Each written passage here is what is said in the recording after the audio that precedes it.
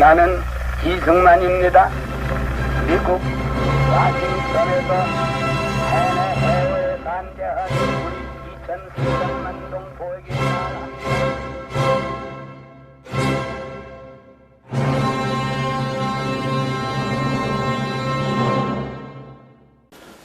여러분 안녕하십니까. 국부 이승만. 이승만은 탁월한 언변으로 청중을 사로잡았습니다. 그리고 군중의 대표 자격으로 외무장관에게 항의 서한을 보냈습니다. 강력한 민심을 목격한 러시아는 독립협회 요구를 받아들였습니다. 러시아 고문들을 철수시키고 한러 운행은 폐쇄시켰습니다.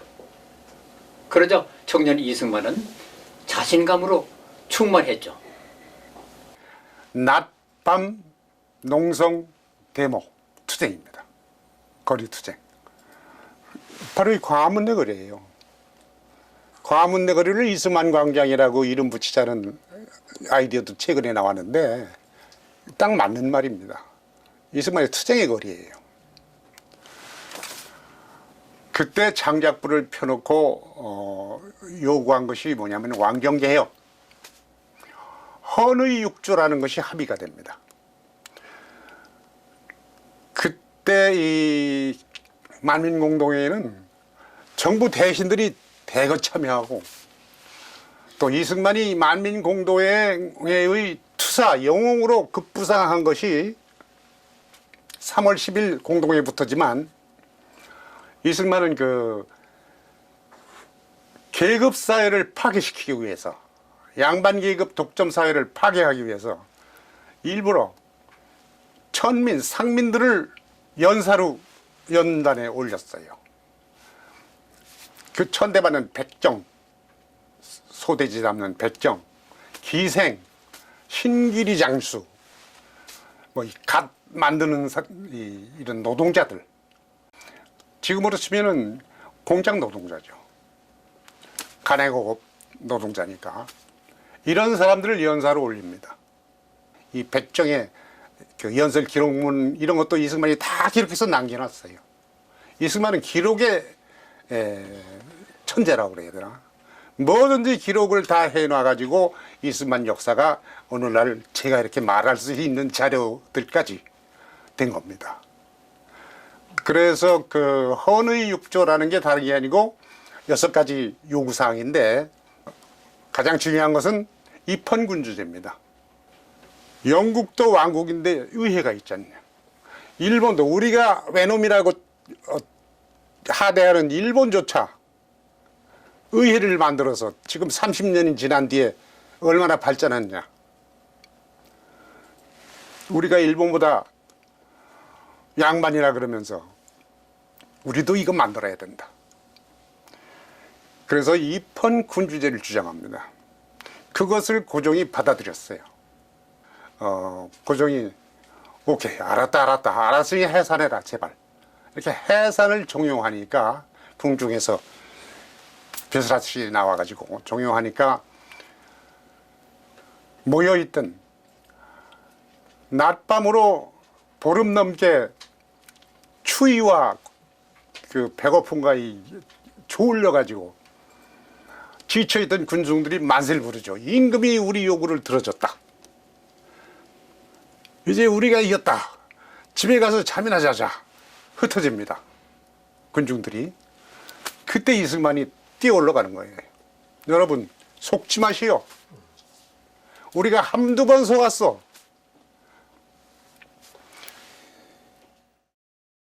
임금이 공개적으로 발표하게 만듭시다. 발표할 때까지 여러분 흩어지면 안 됩니다. 뭉치면 우리가 이기고 흩어지면 이 임금의 약속 안 지킵니다. 그때부터 이승만 입이 붙은 것이 뭉치면 살고 흩어지면 죽는답니다. 그래서 임금이 나왔어요. 궁에서 나와가지고 지금 덕수궁, 옛날 경운궁, 궁문 밖에 휘장을 치고 임금 좌석을 만들고 그 옆에 외국 그 대사 공사들, 대사가 없죠 그때는, 외국 외교관들이 쫙 늘어서고, 왜냐하면 만민공동회가 요구한 것이 전 세계에 공개적으로 공표해달라 이거였기 때문에 외국 외교관들이 쫙 배열을 한 겁니다. 그 자리에서 고종이 발표를 했어요. 의회기관 만들겠다고. 헌의 6조 모두 오케이. 그런데 그 유명한 고종의 그 조사모사, 겁쟁이, 변덕쟁이 이승만이 저게 임금인가 윤초가 세상에 이런 군주, 동서 역사를 다 봐도 이런 군주는 없다, 이런 식으로 한탄하고 멸시하던 그 고종, 수구파가 몰려와가지고 전하 폐하 안 됩니다. 저자들은 지금 프랑스 혁명을 일으키려고 하는 자들입니다. 왕위를 없애고 공화정을 만들려고 합니다. 입헌 군주제가 뭡니까? 이러니까 그날 밤으로 고종이 전부 취소하고 독립협회 간부 전부 검거, 독립협회 해산 이렇게 간 거예요. 그 전에도 독립협회 간부들 17명을 구속해서 독립협회 간부 석방하라 투쟁도 그것도 몇 날 며칠 했죠. 그 석방했지. 이런 것들이 계속 반복되는 거예요. 그러니까 1898년 1년,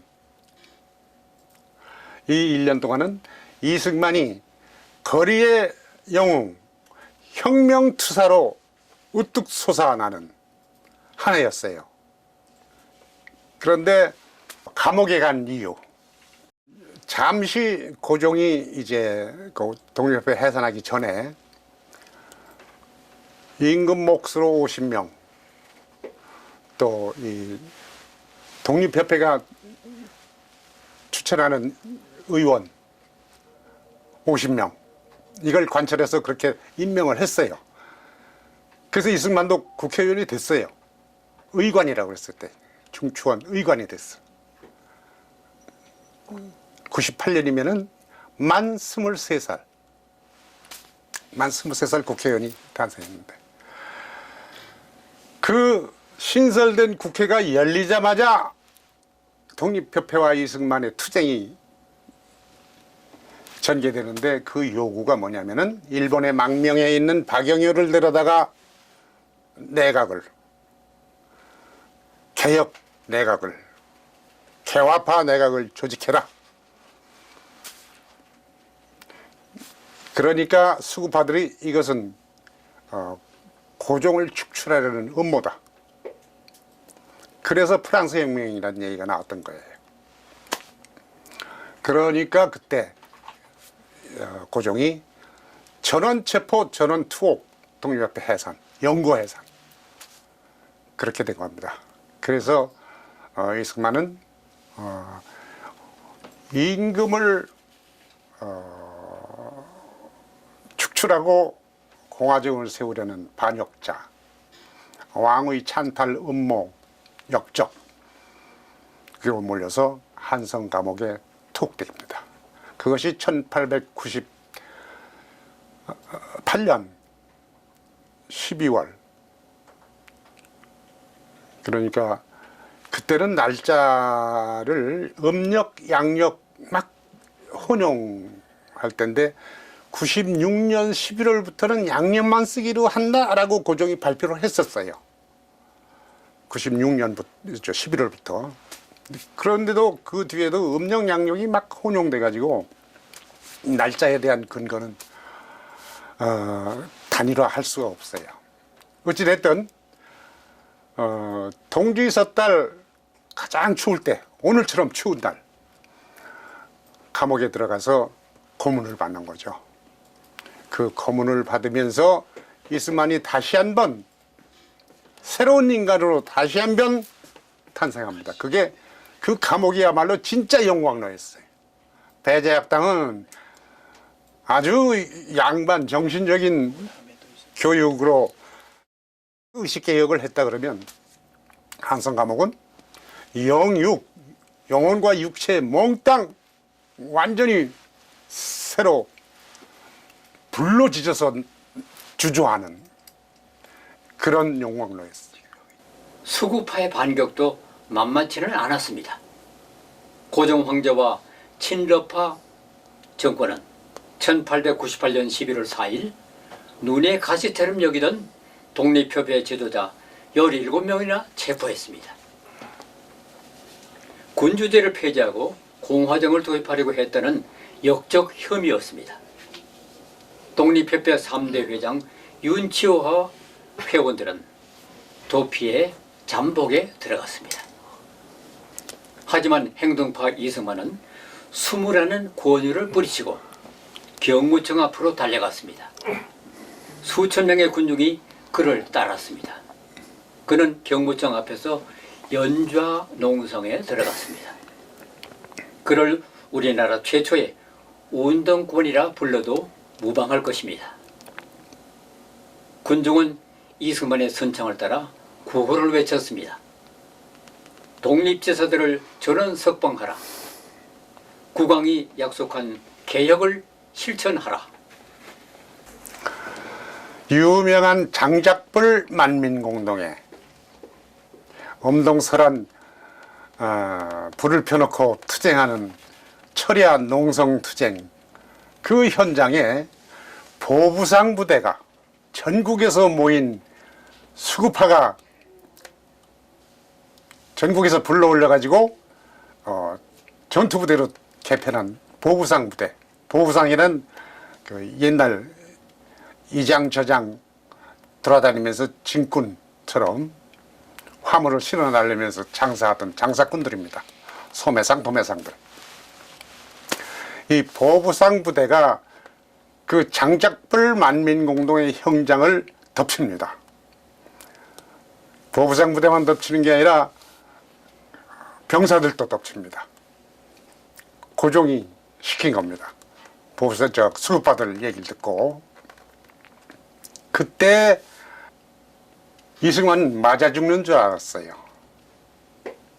근데 정신없이 달려가다 보니 덤비는 사람들을 발길로 차면서 돌파하는 거예요.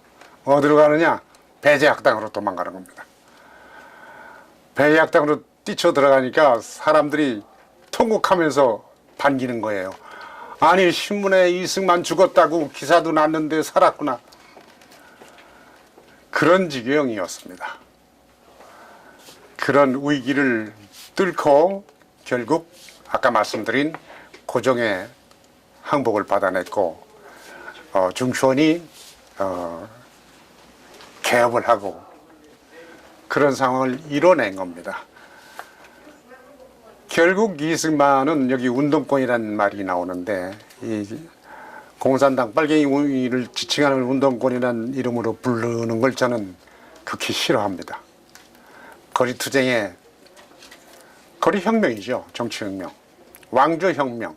왕조를 바람직한 왕조로 개혁하거나 입헌군주제로 다시 재출발하거나 하는 이승만이 당시까지 배제학당에서 공부한, 스스로 공부한, 언론인으로서 체득한 여러 가지 자기 나름의 정치 체제, 자유민주공화 체제, 이것을 실현하기 위한 수단으로서 신문과 거리투쟁, 이것을 병행한 23살짜리 정치 전략가입니다.